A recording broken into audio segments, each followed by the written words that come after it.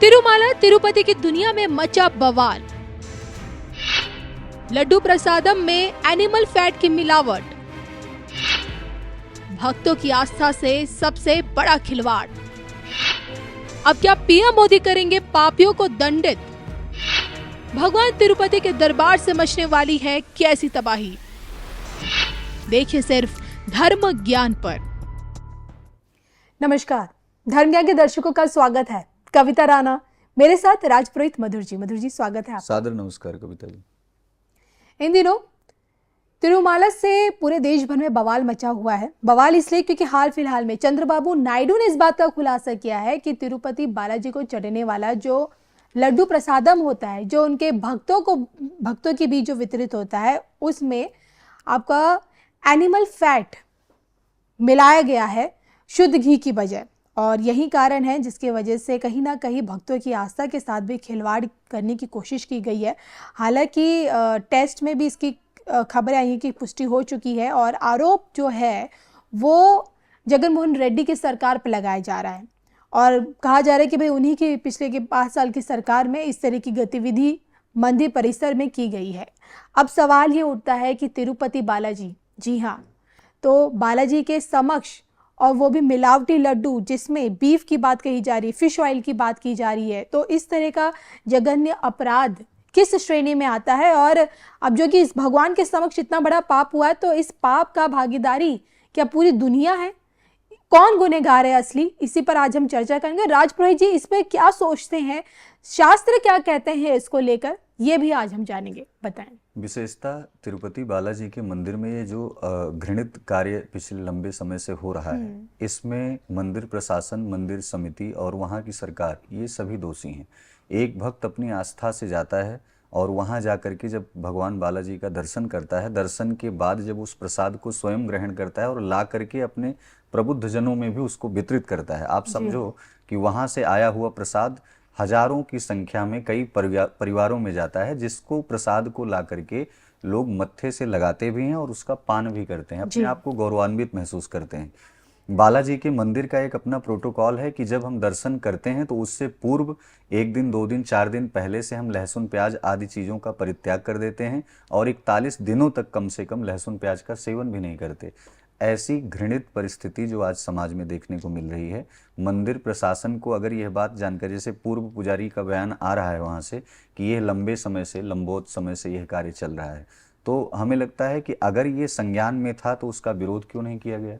और अगर विरोध किया जाता तो शायद इस पे उचित कार्यवाही होती। जगन मोहन रेड्डी की सरकार में इतना घृणित अपराध, इसीलिए आज कांग्रेस जो है पूज्यपाद स्वामी करपात्री जी महाराज के श्रापों का परिणाम कहीं न कहीं भुगत रही है और इसका परिणाम इतना दुखद होता है कि कांग्रेस की ऐसी परिस्थिति आ गई कि एक एक सीट के लिए वो मोहताज हो गई थी। आज जब तमाम प्रकार से ऐसे बंदर बांट की स्थिति बनी तो आज सरकार में वो लोग विपक्ष में बैठने के लायक बने।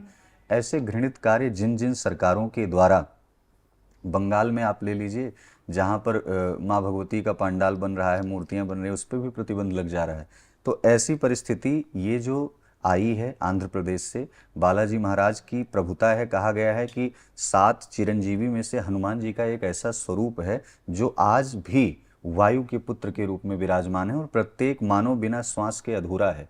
अगर उसकी श्वास रुक जाए तो वास्तव में वो अपना शरीर को जो है, आत्मा उसकी निकल जाएगी और शरीर पंचभौतिक जो है पुनः मिट्टी में मिल जाएगी। तो ऐसे में हनुमान जी के इन शक्तियों का दुरुपयोग जो हो रहा है, उसमें केवल ये तंत्र जो काम कर रहे हैं केवल अपने आर्थिक लाभ के लिए।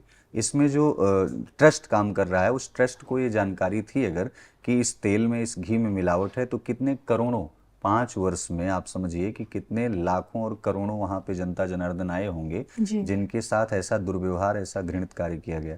इस पर सरकार को एक्शन भी लेना चाहिए, खासकर जो समिति में ऐसे सदस्य हैं जो तमाम छद्मधारी हैं, जो ऐसे छद्म रूप धारण करके और समाज के साथ ऐसा छलावा जैसी प्रवृत्ति को अपना रहे हैं, तो मुझे लगता है उनके साथ उचित कार्यवाही भी होनी चाहिए। और अगर जो मौजूदा सरकार है इस तरीके से अगर जागृत हो रही है, तो समाज में जिस प्रकार से, या पूरे विश्व में, पूरे देश में जहाँ जहाँ सनातन का आस्था का केंद्र है, जहाँ करोड़ों हजारों श्रद्धालु लोग जाते हैं, वहाँ ऐसे मंदिरों पर अगर इस तरीके का घृणित कार्य हो रहा है, तो जो फूड वाले अधिकारी हैं उनको प्रतिमाह जाकर के कम से कम जांच करनी चाहिए कि ऐसी विषम परिस्थितियां भक्तों के साथ ना हो, क्योंकि ये सनातन का केंद्र था, सनातन का केंद्र है और आगे भी रहेगा। तो संपूर्ण सनातन हिंदू राष्ट्र और भारत को एक विश्व विजयी बनाने के लिए, गौ माता को राष्ट्र माता कहने के लिए हम सब कुछ मांगे कर रहे हैं, लेकिन किसी भी प्रकार से अभी जो वहाँ के पुजारी लोग हैं या फिर वहाँ का जो दल है वो इस बात को निकल करके सामने नहीं आ रहा है कि हाँ हम लोगों की जानकारी में ऐसा घृणित कार्य हो रहा था, या फिर हाँ ये कह सकते हैं कि डायरेक्टली कि आप जब इस विषय को पूरा जान रहे थे तो आप इस पर उचित कार्यवाही की मांग क्यों नहीं किए? क्या वहाँ का शासन, वहाँ के सत्ताधारी लोग मंदिर में, मतलब बेशक सरकार और ट्रस्ट दोनों की मिलीभगत वहाँ चल रही है, तो इतना उनके संज्ञान में तो होना ही चाहिए कि चीज़ों को हम किस प्रकार से आगे ले जाएं जिससे व्यक्ति का या आने वाली जनता का किसी प्रकार का कोई विश्वास का खंडन ना हो। मैं आपसे ये भी जानना चाहूंगी कि भगवान वेंकटेश्वर को समर्पित है तिरुपति बालाजी का जो ये धाम है, बिल्कुल, और देखिए सच्चाई क्या है वो तो अंततः पता ही चल जाएगी, लेकिन अगर इन केस में ये भी जानना चाहूंगी, इन केस अगर 1% यही मिलावटी लड्डू अगर भगवान के समक्ष रखे जा रहे हैं, इन्हीं लड्डू से उन्हें भोग लगाया जा रहा है, तो कितना बड़ा पाप है ये शास्त्र अनुसार? शास्त्र में एक आप समझिए कि जैसे बहुत सारे ऐसे शास्त्रों के साथ खिलवाड़ किया गया है जिसमें देवी देवताओं को कहीं रक्त, कहीं मांस, कहीं बलि प्रथा, कहीं तमाम प्रकार से मदिरापान आदि आदि। ये जब से मुगल काल गया है यहाँ से हमारे शास्त्रों के साथ केवल एक चीज, वेदों में उन्होंने किसी भी प्रकार की मिलावट इसलिए नहीं कर पाए क्योंकि वेद हमारा सुरक्षित रह गया, लेकिन ये हर प्रकार की सत्यनारायण व्रत कथा से लेकर के और ऐसी कुछ कथाएं हैं जो तमाम प्रकार से दंत कथाओं में इन्होंने शामिल कर दिया। इनको अकबर महान, मोहम्मद गौरी महान आदि तमाम ऐसे महान जो इनके यहाँ दिखाए गए, ये सारी चीजें इन्होंने एक ब्राह्मण को, आपने देखिए सत्यनारायण व्रत कथा की पुस्तक आप उठा लीजिए, ब्राह्मण को निर्धन, दरिद्र, एक एक ऐसे शब्दों का इस्तेमाल किया गया है। शास्त्रों के साथ इतनी घृणित कार्यवाही की गई है कि जिसमें कहीं न कहीं तमाम प्रकार के देवी देवता जो हमारे सत रूप में हैं, जो तामस प्रवृत्ति में है ही नहीं, सत रूप को इन्होंने रौद्र रूप में प्रदर्शित कर दिया है। मतलब एक तरीके से ये टेक्नोलॉजी तो जो बढ़ी ही, लेकिन जो तमाम प्रकार के अवसाद और अपवाद फैल रहे हैं वो सनातन को एक साजिश के तहत उसको बदनाम करने की साजिश धीरे धीरे कर रहे हैं। इतने लंबोत समय से आप भगवान को अगर ऐसे लड्डू का भोग लग रहा होगा, यकीनन मानिए कि वो ईश्वर इस सत्ता को देख करके अपने आप में कितना, जिस प्रकार से तबाही कई सारे मंदिरों, देवालयों में, मठों में आई है, ठीक उसी प्रकार से कहीं ऐसा ना हो जाए कि इनको दंडात्मक स्थिति भोगना पड़े, झेलना पड़े। तो इसलिए ईश्वर ही इनको सद्बुद्धि प्रदान करें। और आप जानते हैं किसी भी कार्य का, किसी भी चीज का, ऐसे जहां घृणित कार्य होते हैं उसका एक समय होता है। आज समय पूरा हो गया, उसका उजागर हो रहा है और वो चीजें सरकारी और आधिकारिक रूप से वो उसकी पुष्टि हो रही है कि इसमें मिलावट हो रही है। तो यकीनन मानिए शास्त्र में तो इस प्रकार के घृणित कार्यों को बहुत दूर तक निषिद्ध, मतलब आप समझिए कि आप 100 बार भी गंगा स्नान करेंगे तब भी ऐसे पापों से आप नहीं मिट पाएंगे, न धुल पाएंगे। तो ऐसे में जो भक्तों के साथ इस प्रकार से छलावा है और भगवान के साथ छलावा है, क्योंकि कहा गया है नाहम बसामि बैकुंठे, आप समझिए कि साक्षात कृष्ण जो है गीता में कहते हैं कि वो बैकुंठ में निवास नहीं करते, वो भक्तों के हृदय में निवास करते हैं। ईश्वर की सत्ता में आप उनको भोग प्रदर्शित कर रहे हैं, ठीक है, लेकिन वो भक्त जो निश्चल हृदय से पान कर रहा होगा उसमें बैठा हुआ साक्षात कृष्ण, साक्षात बालाजी महाराज, और जो ऐसे वेंकटेश रूप में जो साक्षात जो है उसमें नारायण विराजमान है, आप यकीनन मानिए कि वो अपने आप में कितना कुंठित और कितना रुदन में महसूस कर रहे होंगे कि ऐसे छद्म, ऐसे छलावा। वास्तव में ये बहुत विलंब से इस चीज का उजागर हुआ, लेकिन कहते हैं कि भगवान के घर देर है लेकिन अंधेर नहीं। बिल्कुल। तो परिस्थितियां विपरीत तो हुई ही हैं सनातन के साथ। कहीं न कहीं इस वीडियो के माध्यम से, धर्म ज्ञान के माध्यम से ये हम कहना चाहते हैं कि आगे इतने बड़े बड़े मंदिर, मठ जो बने हैं, बन रहे हैं, राम मंदिर जैसे मंदिरों में या फिर अन्य और किसी भी मंदिर में इस तरीके की जो मिलावट जैसे पदार्थों को लेकर के और उसका भोग लगे, ऐसे घृणित कार्य यदि कहीं हो भी रहे हों तो सरकार उस पर एक्शन ले। और जिस प्रकार से ये तमाम ऐसे कट्टरपंथी समुदाय जो कहीं जूस में, कहीं फलों में, कहीं सब्जियों में, कहीं फूलों में भी थूक करके हो सकता है कि माला दे रहे हो भगवान को चढ़ाने को, इन लोगों को मंदिरों से कहीं दूर दूर तक बहिष्कृत कर देना चाहिए।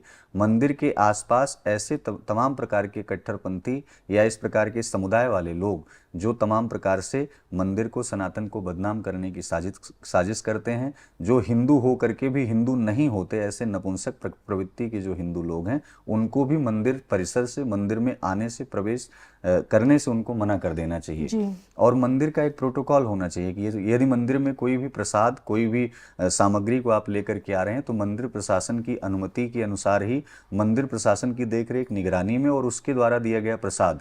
यदि ऐसी प्रवृत्तियां जब मंदिर के अंदर हो रही हैं तो बाहर तो पता नहीं क्या हो रहा होगा।